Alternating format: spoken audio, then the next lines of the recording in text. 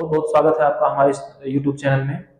और आज आपके लिए कुछ स्पेशल क्वेश्चन हैं जो प्रीवियस ईयर के प्रैक्टिस सेट से हमने निकाला है और आपके सामने रखा है कि जो भी एग्जाम इसी तरह के क्वेश्चन आपको देखने को जरूर मिलेंगे। जब एग्जाम आपका होगा तो आप देखेंगे कि इस तरह से जो भी क्वेश्चन आपके सामने जब आएंगे तो इस तरह के क्वेश्चन बहुत सारे मिलते हैं। हम ये नहीं कहेंगे डेफिनेटली यही क्वेश्चन मिलेगा, लेकिन क्या है थोड़ा सा नंबर चेंज करके, लेकिन क्वेश्चन आपका यही रहेगा, इसी तरीके से रहेगा। बहुत सारे क्वेश्चन आपके मिलेंगे, तो आप वीडियो में बने रहिए और इसको देखिए लास्ट तक। तो चलिए कुछ क्वेश्चन हैं, इसको देखते हैं कैसे किया जाएगा। बहुत ही अच्छा है। तो देखिए कह रहा है दो संख्याओं का योग 28 है। तो पहली संख्या हम अगर इसको हम मान लेते हैं a plus B equal to कितना हो जाएगा 28। हमेशा आपको मानना है तो a plus B equal to 28 और उनका अंतर 12 है, यानी कि हमको क्या करना है a minus B equal to बराबर 12। तो अब देखिए ध्यान से, पहले a और b का वैल्यू निकालेंगे। कौन कौन सी संख्याएं वो होंगी जो दो संख्याएं जोड़ने पे 12 हो रही है, घटाने पे कितना, सॉरी जोड़ने पे 28 हो रहे हैं और घटाने पे 12 हो रही है। संख्याओं का गुणनफल हमको निकालना है, यानी a इंटू बी निकालना है। क्या निकालना है? a into B. ठीक है, तो देखिए यहां से निकालेंगे तो ये कटेगा, तो 2a बराबर ये हो जाएगा 40। तो इससे काटेंगे तो a बराबर हमारा आ जाएगा 20। a बराबर 20 तो b बराबर कितना हो जाएगा 8, क्योंकि 20 8 28 होता है, 20 में से 8 घटाएंगे 12 हो जाएगा।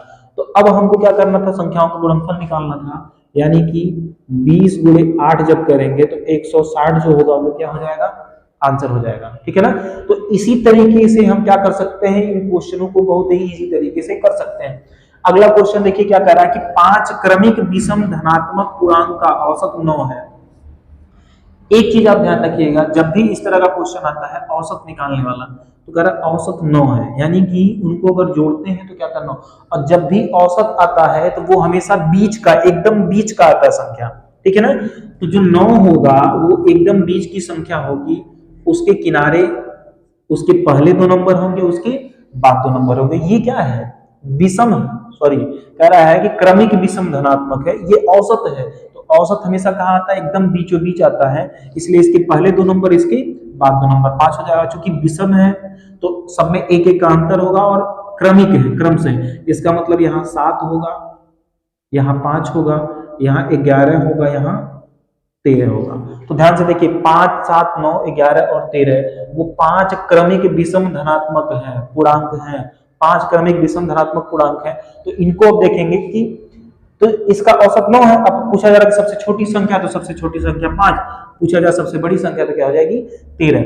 इसी तरीके से देखिए आगे चलते हैं नेक्स्ट क्वेश्चन पे। कह रहा है कि प्रथम 5 अभाज्य संख्याओं का औसत ज्ञात कीजिए। तो देखिए ध्यान से, सबसे छोटी अभाज्य संख्या क्या होती है 2, फिर क्या होता है 3, फिर क्या होता है 5, फिर क्या होता है 7 और फिर क्या होता है 11।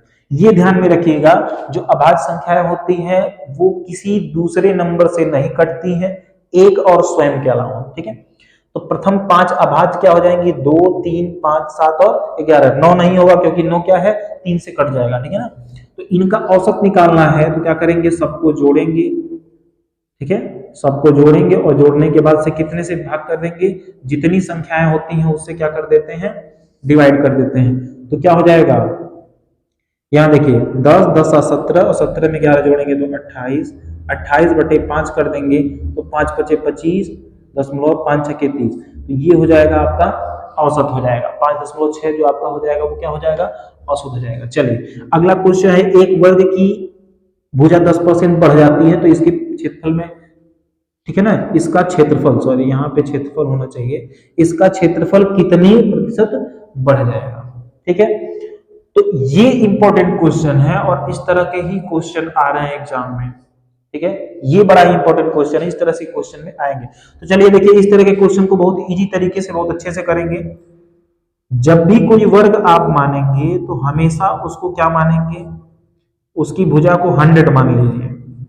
तो 100 जब मानेंगे तो इसका जो क्षेत्रफल होगा कितना हो जाएगा, 100 इंटू 100, इसका मतलब कितना हो जाएगा 10,000। तो इसका जो क्षेत्रफल, यानी कि जो पुराना हमारा क्षेत्रफल, यानी कि जो मुख्य हम मूल मान के चलना है, उसको कितना मान के चलना है, 100 था तो 10,000 हो गया।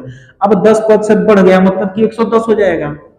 तो जो हमारी जो नया वर्ग बनेगा वो 110 हो जाएगा, ये भी 110 हो गया। तो इसका जो हम क्षेत्रफल निकालेंगे 110 गुणे 110 यानी कि हो जाएगा कितना, 12,100, ठीक है ना, ये आ जाएगा इसका क्षेत्रफल। तो ये बताइए कितना बढ़ गया, पहले 10,000 था अब 12,100 हो गया, तो बढ़ा कितनी, आपको पता होगा 2100। जब आप घटाएंगे तो पता चल जाएगा 2100 बढ़ गया। अब जब 2100 बढ़ गया तो 2100 कितने पे बढ़ा है, 10,000 पे, तो 10,000 को नीचे रख दीजिए और गुणे 100 कर दीजिए।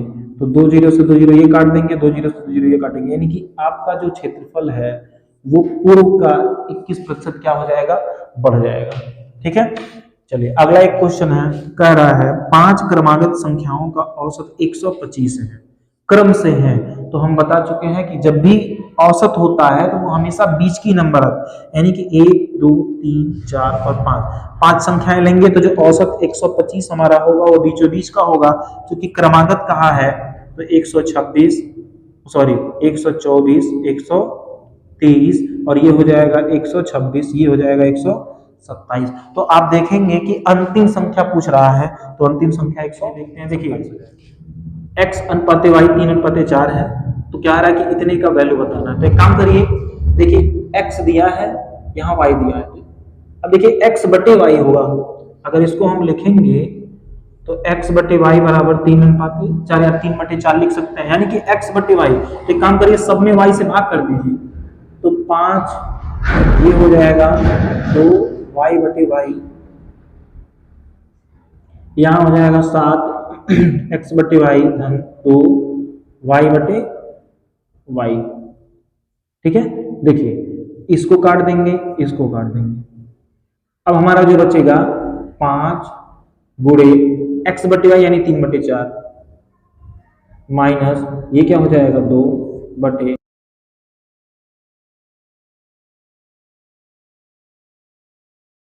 देंगे, सॉरी +2 लिख देंगे। अब देखिए 3×15/4 तो 15/4 माइनस 2 बटे ये हो जाएगा 21/4 और धन 2, तो क्या हो जाएगा, देखिए इसके बटे 1 कर दीजिए, इसके बटे 1 कर दीजिए, तो ये इसका 15 8 यानी बचेगा 7/4 और इसका देखेंगे तो 21 8 यानी कि हो जाएगा 29/4, 4 से 4 कट गया तो कितना बचेगा 7/29। तो ये जो हो जाएगा आपका आंसर हो जाएगा। तो जब भी इस तरह का क्वेश्चन आता है तो आपको इसी तरीके से लगाना है, ठीक है ना, डिवाइड करने वाला। चलिए अगला क्वेश्चन कह रहा है कि 3 क्रमागत धनात्मक संख्याओं के वर्गों का योग 365 है। पहली संख्या x मान लीजिए, अगली संख्या x धन 1 और अगली संख्या x धन 2 और सबका स्क्वायर करके जोड़ दीजिए। बराबर कितना लिखना है 365। देखिए x स्क्वायर इसका लिखेंगे तो x स्क्वायर धन 1 धन 2x हो जाएगा, इसका लिखेंगे x स्क्वायर धन 4 और धन इसका भी हो जाएगा 4x बराबर 365। तो अब देखिए 1 2 3 तो कितना बचेगा 3x स्क्वायर धन x में देखेंगे तो 4 2 6 आपका हो जाएगा 6x बराबर यहाँ 1 है यहाँ 4 है 5, यानी कि 5 जब करके जब दूसरे साइड में घटेगा तो 360 बचेगा।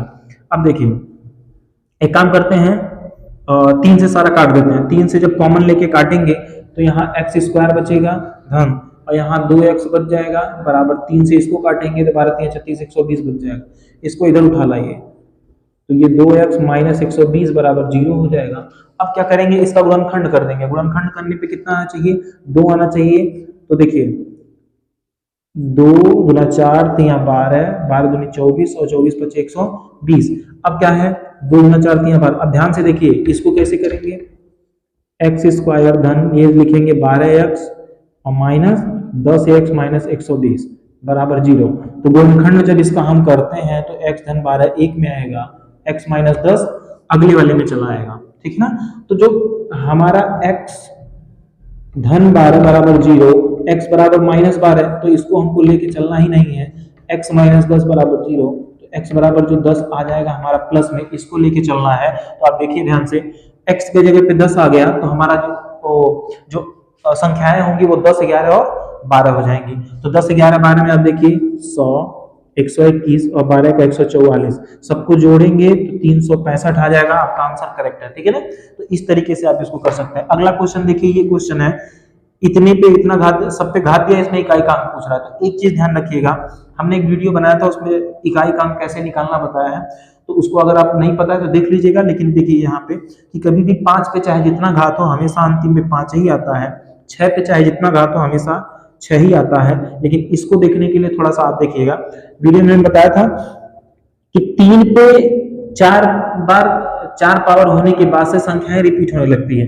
तो इसमें क्या करेंगे, 3 पे 4, ये 7 से कोई मतलब नहीं है, तो 3 पे जब 4 से भाग करेंगे तो 2 बच जाएगा, यानी 3 पे 2 बच गया, तो 3 पे 2 का मतलब होगा 9, ठीक है ना। तो कितना हो जाएगा, सब जोड़ेंगे तो 20, तो 20 में इकाई का अंक हमारा क्या हो जाएगा, 0 हो जाएगा। तो इसलिए इसका आंसर हमारा क्या हो जाएगा, 0 हो जाएगा। तो इस तरह के वीडियो देखने के लिए हमारे चैनल को जरूर सब्सक्राइब कीजिए, लाइक कीजिए और दोस्तों में जरूर शेयर कीजिएगा। एसएससी जीडी के लिए तो बहुत ही बेटर वीडियोज है, बहुत ही अच्छे अच्छे क्वेश्चन है, तो जरूर दोस्तों में शेयर कीजिए। आपका बहुत बहुत धन्यवाद।